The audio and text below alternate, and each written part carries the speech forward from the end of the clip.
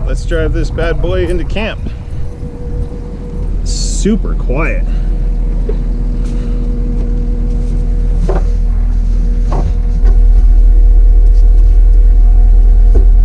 Okay, close the cab.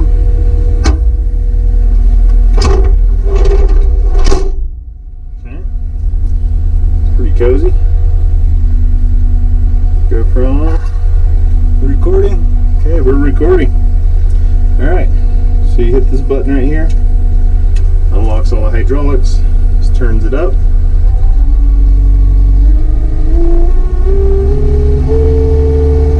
there,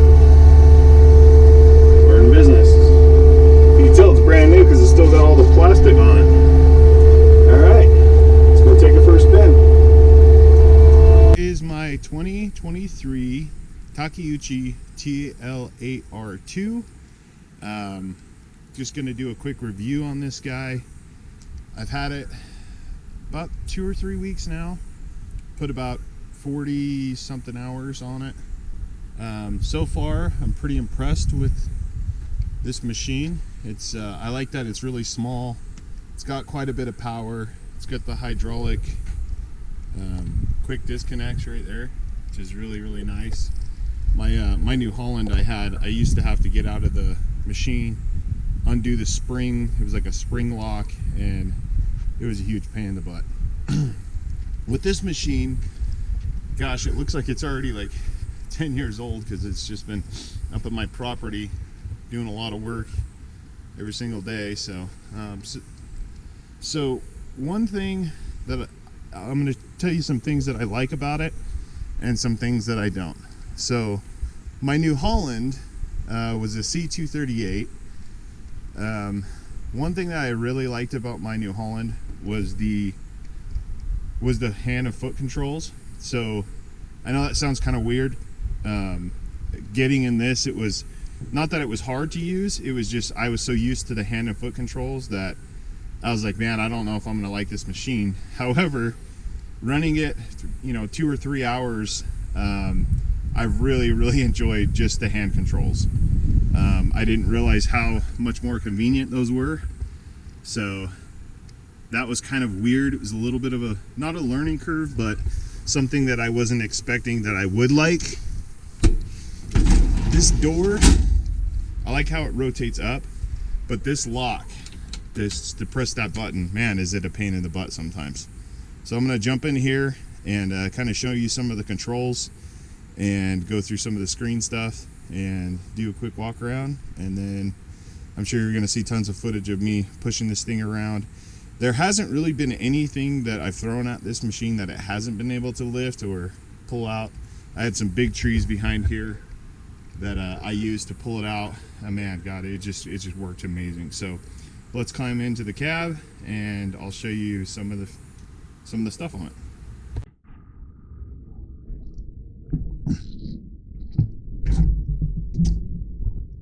This is to start it. Oops. Let's put down our lap bar here.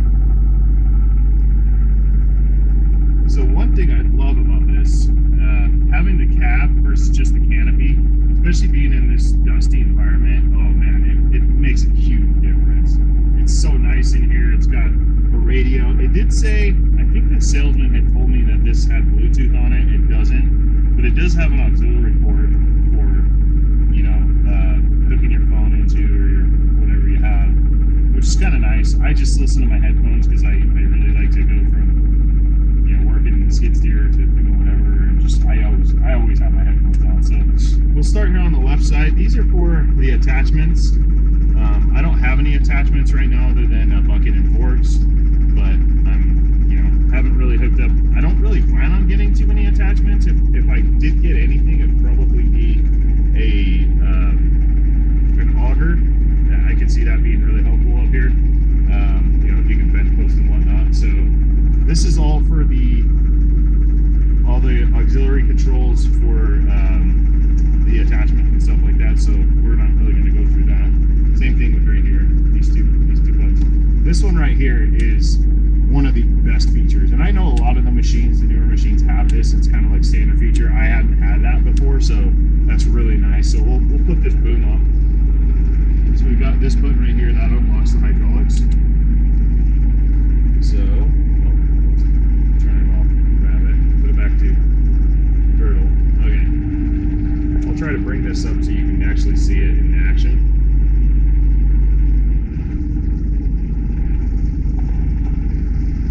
Okay, I don't know if you can see that. So I'm pressing this button right here. So it's the hydraulic quick hitch. So it's got like a little protector, so you flip that up. So we push unlock.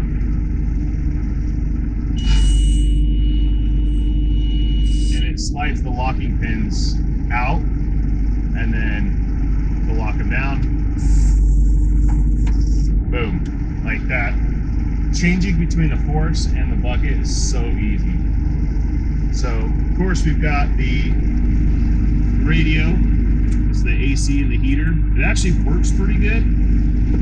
On this side, we got the main control panel, which is really easy to learn. We've got fuel level. This is my coolant temperature, my hydraulic temperature.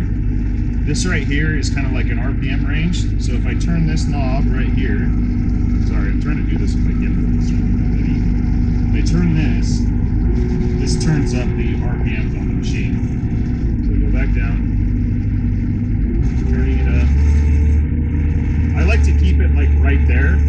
And then the reason why is because it helps save fuel. And then if I need the extra power, instead of having to come over here and turn that up, there's actually a foot pedal right here, like a gas pedal.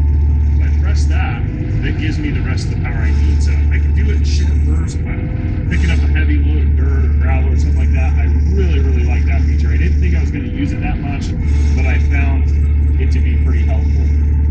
So as far as these panels and stuff like that, I haven't really gone through these. I went and set the time and the date, stuff like that. Just kind of scrolling through up and down. We've got, 34 hours. I lied. I said we have 40, but I only ran it for a little bit yesterday. So set the time and the date on it. This will change. So this is your. Let's put that.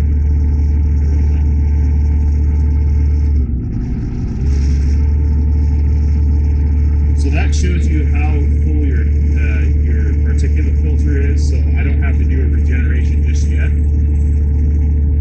Then we've got the load on the machine as I'm picking stuff up and really kind of pushing it. I usually just keep it on this. It's just kind of like my little RPM range. So going back to this side, these buttons I don't use because I don't have any attachments, but there is a trigger right here that I do use quite a bit. And if I press that trigger, what that does is it puts the machine into rabbit and then back to slow mode, which the slow is actually still pretty fast. I think the difference between the slow, if you're all the way, RPMs are all the way up. If you're full throttle going, just trying to traverse a job site, I think it's about 2 miles an hour difference. So it does make a little bit of difference. So again, these are some buttons for the attachments which I don't have, but I do have this, and I actually this is one of the reasons why I wanted to do this video. This is the float button. It took me freaking ever to figure out how to use that, but I'm going to show you how to do that here in a second. And then we've got another trigger down here. That's the horn. Or excuse me, that's the horn. So that button's the horn. This trigger, I don't use it for anything. Okay, so on the right hand side, this is for our DPF. When we need to clean out the filter, we'll press that. These are our lights. I'll include some footage of me running this thing at night. It's got lights all the way around. It's really nice. And when you're in night mode too, it actually darkens the screen so you can actually see pretty good.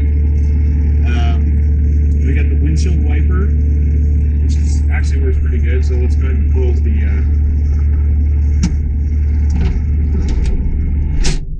Okay, so we're closed. So I'm pressing the windshield wiper.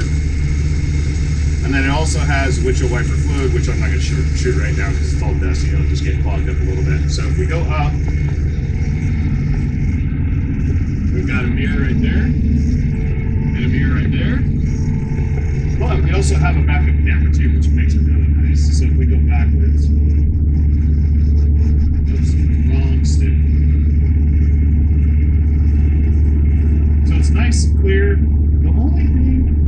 wish they would have done is I wish they would have put this more at eye level, because looking down, I don't know, it doesn't seem like the right thing to do when you're backing up, like looking down at the stream. So I wish they would have put it like maybe right here or even right there. It seems like it would have been more beneficial. So in case you do have something on the side, because you're thinking to yourself, oh, you've never run into anything in a skid steer, but if you're really getting into work and you're cruising along and whatnot, sometimes you just, you get a little bit complacent and, tap something or whatnot. Luckily, I haven't ran into anything just yet. So I think that's pretty much it for the inside.